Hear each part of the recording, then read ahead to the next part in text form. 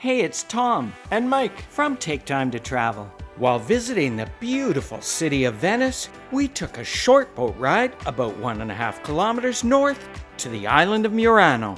It's renowned for its long tradition of glassmaking and, just like Venice, has gorgeous architecture, as well as picturesque bridges spanning its canals. Today, we're going to take you on a tour of Murano and explore its picture-perfect canal-side walkways, check out some live glass blowing, as well as some glass shops, and of course, we'll try some of the island's amazing food. We started our day trip to Murano in Venice at the Fondamente Nove station, where we bought our water ferry round-trip tickets for €10 each. Then we hopped on board, grabbed a seat, and then we began our short voyage across the water, which takes about 15 minutes. We got a window seat, so we were able to enjoy the nice water views, as well as the island of San Michele, where you can find the Church of San Michele, which was completed in 1469. After we passed by the beautiful stone church, it was just another few minutes until we arrived at Murano's Colonna station. Almost as soon as we stepped off the ferry boat, there were vendors selling glassware.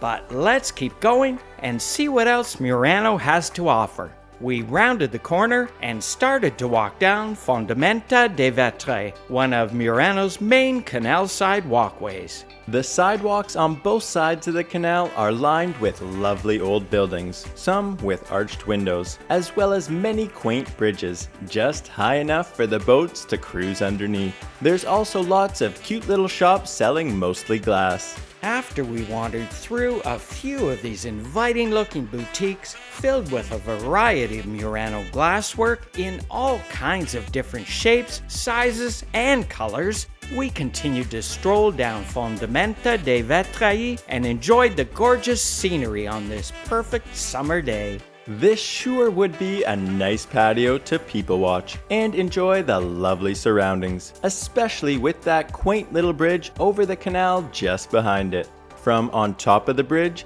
you can get an even better perspective. The views from each side look so charming, I'm not sure which one I prefer. After that, we continued our stroll on the shady side of the canal. This was definitely a nice reprieve from the hot weather in Italy, and we still got to enjoy the wonderful scenery of the town. Murano sure is gorgeous. As we kept going, we passed by some more inviting patios, as well as the Church of St. Peter Martyr, which is over 700 years old. And across from it, on the right side, you'll notice the charming clock tower. A little bit further along, we saw the Longolino Toffolo Bridge, which crosses over the largest canal on the island, called the Grand Canal of Murano. We walked up the bridge and made our way across to the other side. Once we made it over to the other side, we took a moment to enjoy the picture-perfect view. But it's almost time for our lunch reservation, so let's keep moving along. Continuing to stroll along the canal-side walkway Riva Longa, we passed by this gorgeous patio extending out into the canal, which was just setting up for lunch. Then we rounded the corner where the two canals meet and turned onto the Fondamenta Marco Giustinian sidewalk.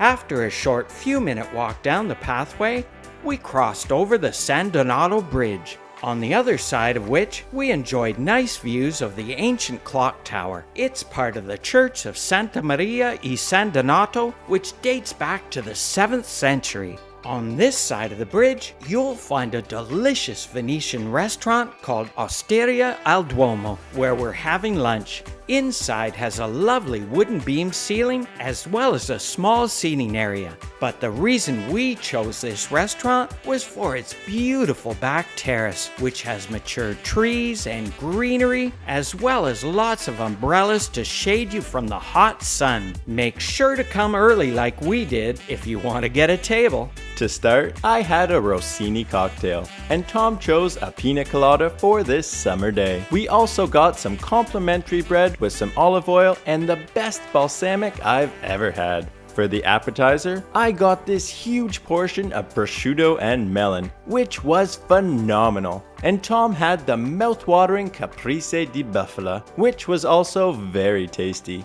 By the time we had finished our excellent appetizers, the terrace had really started to fill up. It's a good thing that we had an early reservation to ensure we got a seat on the patio and beat the crowds. For our pasta dish, we shared the tagliolini with seafood and vegetables, which was amazing. As if that wasn't enough, for our main course, I had the gigantic Milan cutlet, which came with a side order of fries. And Tom was healthier and ordered the chicken breast with grilled vegetables. Everything tasted delicious, and we would highly recommend Osteria al Duomo.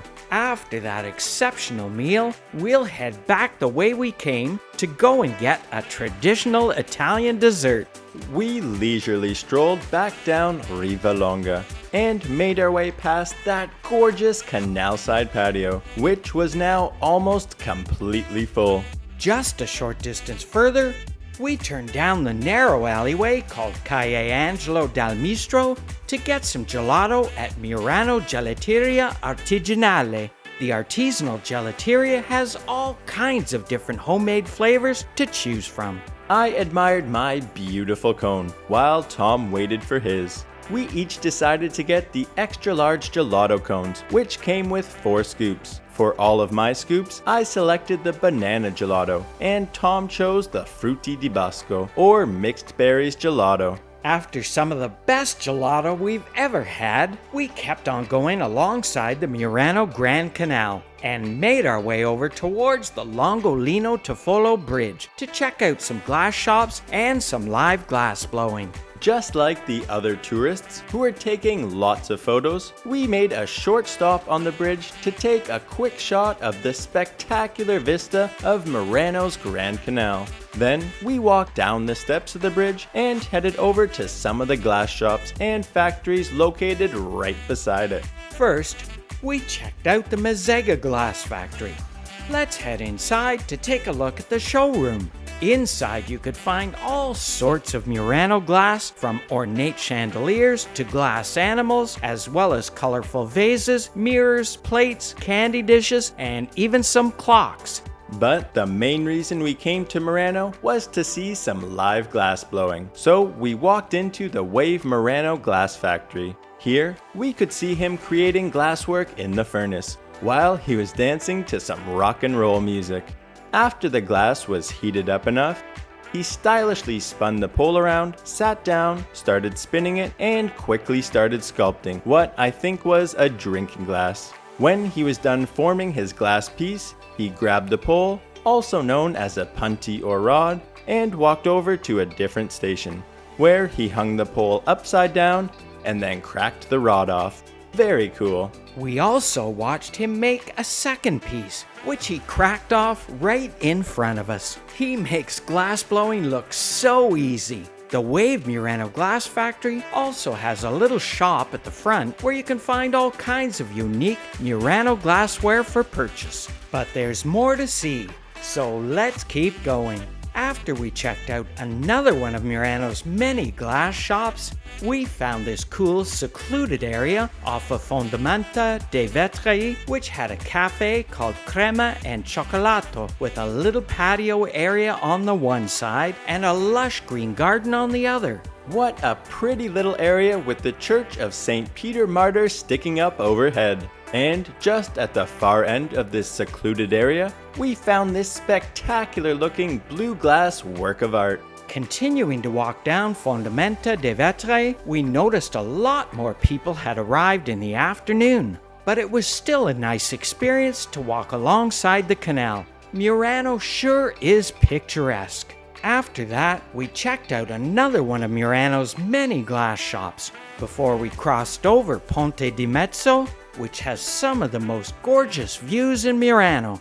And then we walked over to Calle Bersaggio. The lovely tree-lined promenade has more restaurants with inviting patios. And of course, more glass shops. Too bad we've already eaten. This terrace sure does look appealing. Well, we really enjoyed exploring Murano, and we hope you enjoyed watching it too. If you did, we'd really appreciate it if you'd like, subscribe, and hit the bell for notifications on our future videos. It really helps with the YouTube algorithm and helps our channel to grow. And remember, take time to travel. Catch you on the next one.